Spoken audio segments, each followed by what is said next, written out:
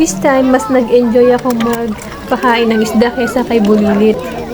Nanawa na yata kasi palagi naman kaming nagpupunta dito. Kachang. Nanonood lang siya habang ako ay nagpapakain ng isda. Pinakita ko sa mga isda na to, tingnan niyo. Pag nahahawakan ko yung mga nguso nila, nakakakiliti, alambot.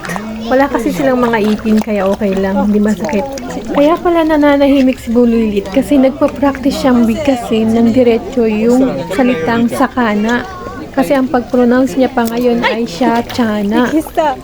Gulat naman. May dalawang klase ng isda dito. Yung koi fish, tapos hindi ko alam yung maliit.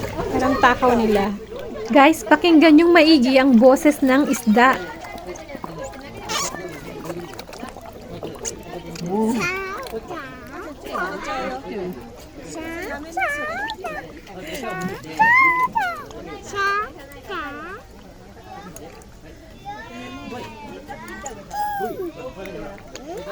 Kacang kita ya.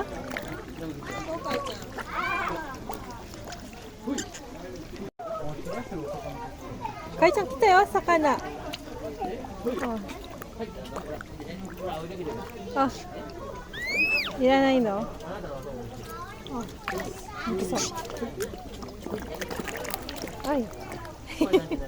Dikta. Kacang, bye-byeして. Bye-bye.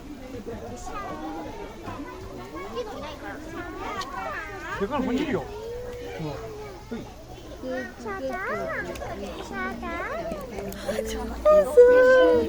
Sakana. Umakita na iwa. Ima umakata yo. Ima umakata yo. Sakana. Jozu.